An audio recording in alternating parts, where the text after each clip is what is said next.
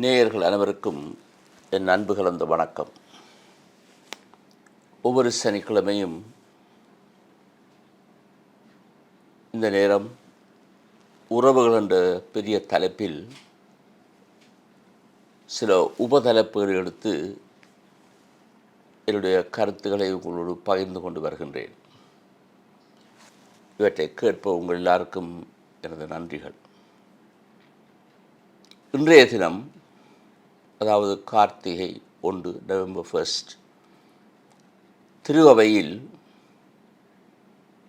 சகல அற்றவர்கள் என்று பழைய தமிழில் சொல்கிறது, புதிய தமிழில் அனைத்து புனிதர்களுடைய திருவிழா என்று வழிபாடு நடத்தி கொண்டாடுகின்றோம். இது ஒரு முக்கியமான ஒரு திருநாளாக மாறிவிட்டது. சில நாடுகளில் இது ஒரு கடன் திருநாள், அதாவது கட்டாயம் எல்லாரும் திரு வழிபாட்டுக்கு செல்ல வேண்டும் என்ற அளவுக்கு ஒரு முக்கியத்துவத்தை கொடுத்திருக்கிறார்கள். இதன் ஆரம்பத்தை பார்த்தால் 4ஆம் நூற்றாண்டில் தான் இது ஆரம்பித்திருக்கு. இப்படி ஒரு நாளை நியமித்தது அதிகாரப்பூர்வமாக உடனடியாக நியமிக்கப்படவில்லை, படிப்படியாக வந்தது. அதில் அனைத்து புனிதர்களும் என்றா என்ன, அதே இந்த திருவிழா ஆரம்பத்தில் விசேஷமாக 3ஆம் 4ஆம் நூற்றாண்டுகளில்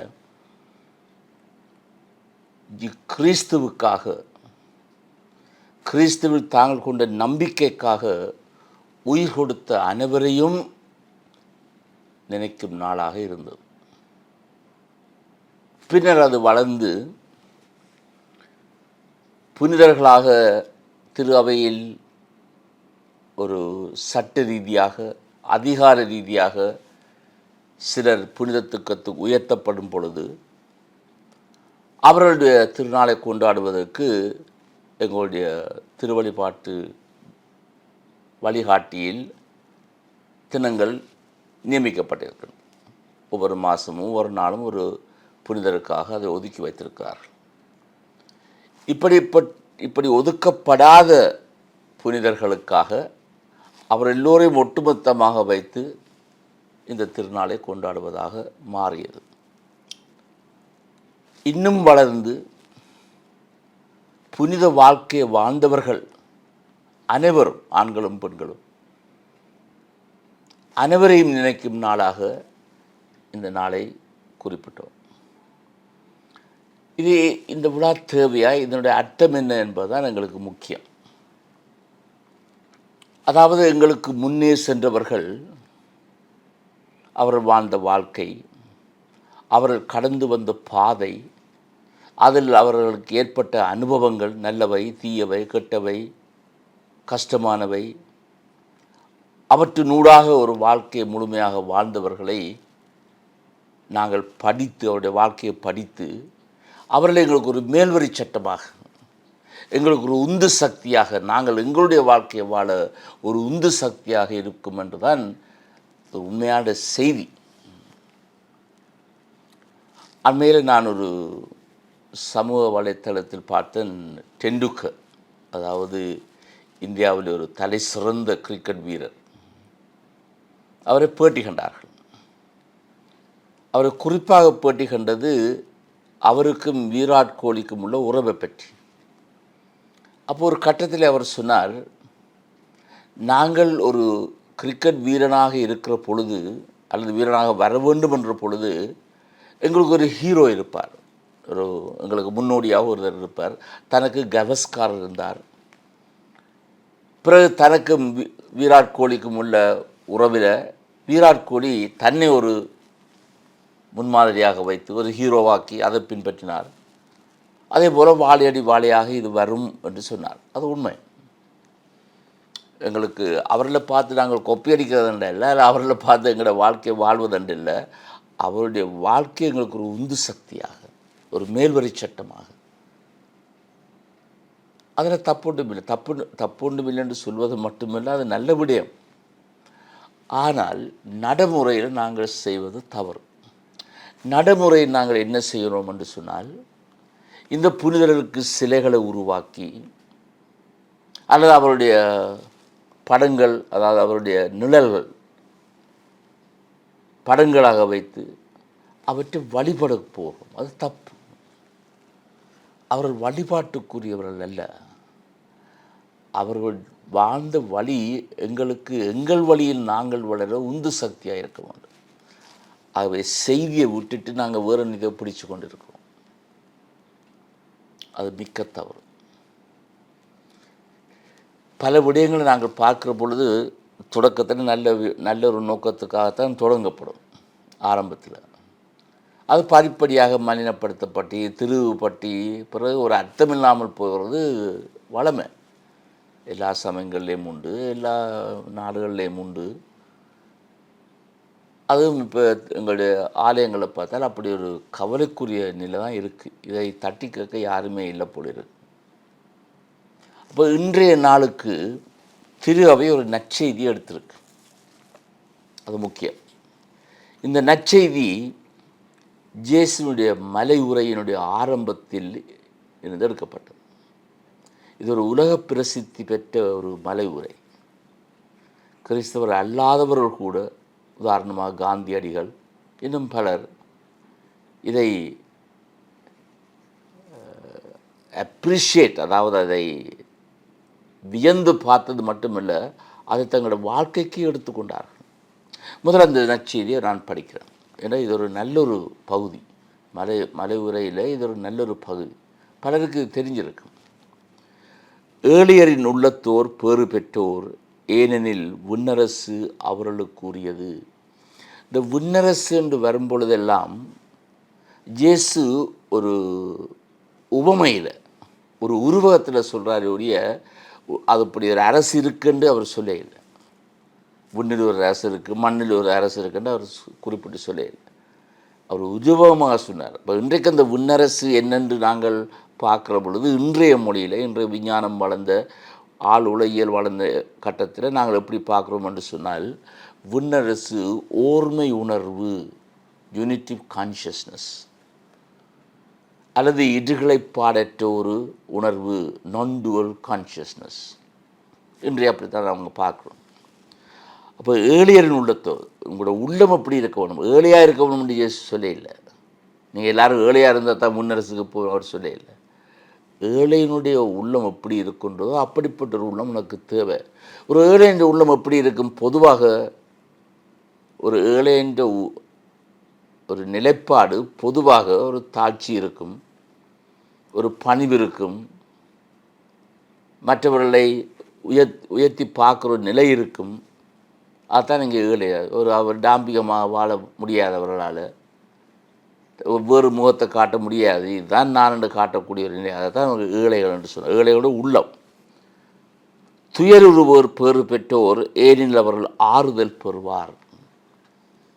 இதையும் நாங்கள் விளக்கமாக பார்க்க முடியும். என்று சொன்னால், நீங்கள் துயருற்றால் தான் முன்னரசுக்கு போவீர்கள் என்றது அப்படி இயேசு சொல்லல. ஆகவே எல்லாரும் துயருறுங்கள், எல்லாரும் அழுங்கள், அந்த நிலைமை. உங்களுடைய இழப்புகளுக்காக துயருறுங்கள், வருந்துங்கள். அதிலேருந்து அப்போ தான் நீங்கள் மீட்டு வரலாம். அதேபோல் மற்றவருடைய இழப்புகளையும் அவருடைய இழப்பையும் பகிர்ந்து கொள்ளுங்கள். அதுதான் அந்த அர்த்தம். கனிவுடையோர் பேறு பெற்றோர், ஏன் அவர்கள் நாட்டை உரிமை சொத்தாக்கி கொள்வார்கள். இந்த நாட்டை என்ற சொல்லுக்கு விவிலியத்தில் ஒரு விளக்கம் தந்திருக்கிறார்கள். அதாவது எபிரேய மொழியில் பார்த்தால் நிலத்தை இழந்தவர்கள், நாட்டை அல்ல, நிலத்தை இழந்தவர்கள். அப்போ கனிவுடையோர் பேறு பெற்றோர், ஏனெனில் அவர்கள் நிலத்தை உரிமை சொத்தாக்கி கொள்வார்கள். கனிவுண்ட இரக்கம்.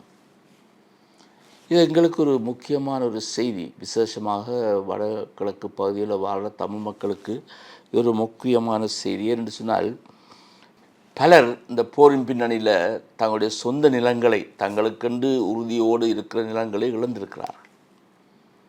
அதற்காக அவர் கெஞ்சி கேட்கிறார்கள், எங்கள் நிலத்தை தாருங்கள், வாழ்வதற்கு எங்களுக்கு இடமில்லை, பல சொத்துக்கள் இருக்கிறவங்களுக்கு தேவையில்லை, இவருக்கு எதுவும் கிடையாது. ஆனால் கனிவுடையராக இருப்போம். நாங்கள் சண்டை பிடிக்க போகிறதல்ல, அதுக்காக நாங்கள் தூக்க போகிறதல்ல, வன்செயலில் ஈடுபட போகிறதல்ல. கனிவோடு கேட்போம், கேட்டுக்கொண்டே இருப்போம். ஒரு நாள் எங்களுக்கு அது கிடைக்கும் என்ற ஒரு நம்பிக்கை. நீதி நிலைநாட்டும் வேட்கை கொண்டோர் பேறு பெற்றோர், பின்னர் முடிவில் நீதியின் பொருட்டு துன்புறுத்தப்படுவோர் பேறு பெற்றோர். நீதிக்கு இயேசு ஒரு முக்கியமான இடத்தை கொடுத்துக்கிறார் என்பது இங்கே தெளிவாகின்றது. நீதி, நீதி இல்லாமல் சமாதானம் இல்லை, நீதி இல்லாமல் அமைதி இல்லை. இதை நாங்கள் எங்களை நாட்டில் புரிஞ்சு கொண்ட மாதிரி தெரியலை. ஜஸ்டிஸ் அண்ட் பீஸ் என்று கதைக்கிறார்கள், ஆனால் அமைதியை பற்றி பேசுகிறவர்கள் நீதியை பற்றி பேசுவது கிடையாது. நீதி இல்லாமல் அமைதி பற்றி பேச முடியாது, சமத்துவம் பற்றி பேச முடியாது. அப்போ எங்களோட தமிழ் சமூகத்தை எடுத்துக்கொண்டால் நிறைய அநீதிகள் எங்களுக்கு நடைபெற்றிருக்கிறது. யாரால்? பொதுவாக சிங்களவர்கள் தான் நாங்கள் சொல்லுவோம், அல்லது சிங்கள அரசு தான் சொல்லுவோம். உண்மைதான், நான் அதை மறத்து சொல்லலை. ஆனால் இன்றைக்கு நாங்கள் பார்க்குற பொழுது, நான் எனக்கு தெரிஞ்ச விடயத்தை நான் சொல்கிறேன். எனக்கு எந்த உறுதியோடு நான் கேட்டு பெற்ற அதே காணிய, அதே நிலத்தை இன்னொருவர் ஒரு கள்ள உறுதி கொண்டு அதை அபகரிக்க பார்க்குறத இன்றைக்கு எங்கள் நாட்டை பார்க்குறோம். நாங்களே எங்களுக்கு விரோதிகளாக வாரோம். சரி, அரசு செய்கிறது ஒரு பக்கம் இருக்கட்டும், பௌத்த குருக்கள் செய்கிறது ஒரு பக்கம் இருக்கட்டும், நாங்களே எங்களுக்கு இப்படி செய்து கொண்டால் பனையால் விழுந்தவனை மாடுகளை மிதிக்கிற நிலைதான் இந்த நாட்டில் உண்டு. அப்போ நீதிக்காக யார் குரல் கொடுக்கிறார்கள்? இது கிறிஸ்தவ விழுமியம்.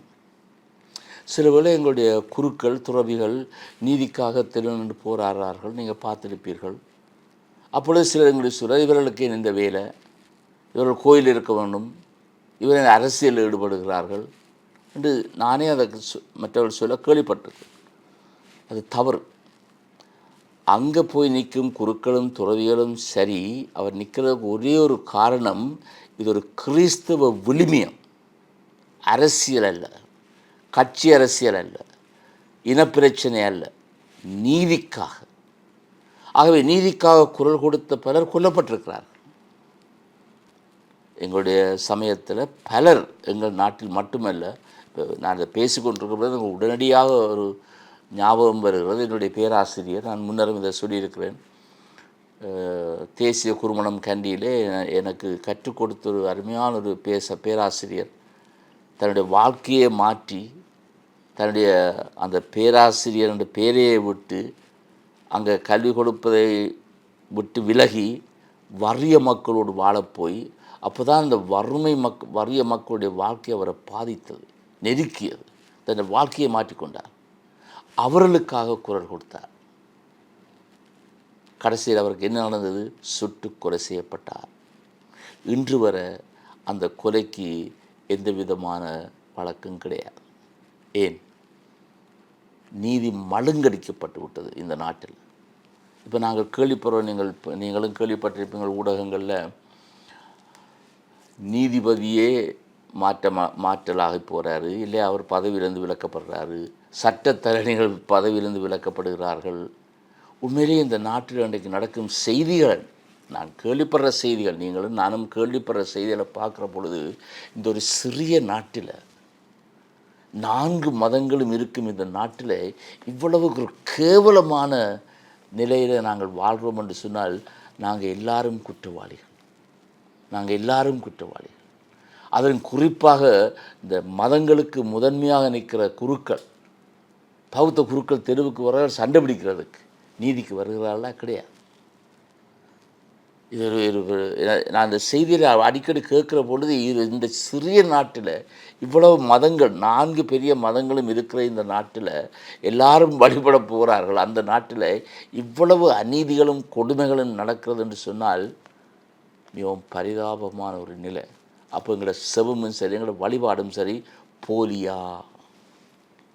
போலிதான். ஏன் பெரிய குருக்கள் வெளியால் வந்து குரல் கொடுக்க இல்லை? எங்களோட கோயிலுக்கு அடித்து மட்டும் குரல் கொடுத்தா போதாது.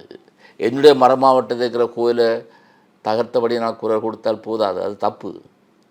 மக்களுக்காக எங்கெங்கே மக்கள் பாதிக்கப்படுகிறார்களோ, எங்கெங்கே மக்கள் அநீதியாக நடத்தப்படுகிறார்களோ, அங்கே அவர்கள் குரல் கொடுத்தா தான் அவர் நீதிக்காக பாடுபடுபவர்கள், நீதிக்காக பேசுபவர்கள், நீதிக்காக துன்பப்படுபவர்கள் அவர்கள் பேறு பெற்றோர்.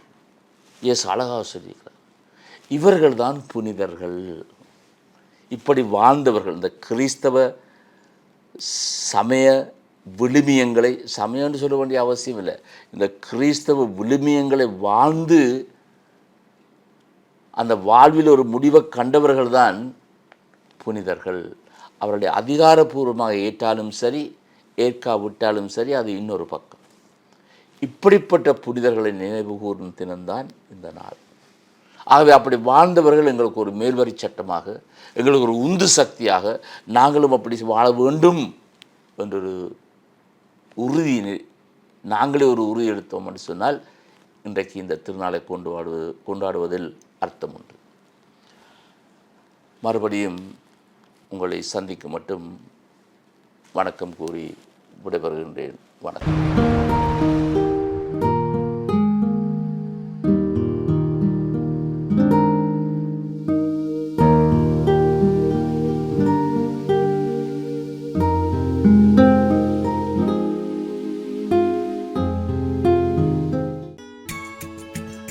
ஹோலி மேடையில் புத்தம்புது நிகழ்ச்சிகளை உடனுக்குடன் பார்த்து மகிழ எமது ஃபேஸ்புக் மற்றும் யூடியூப் பக்கத்தை லைக் செய்யுங்கள்.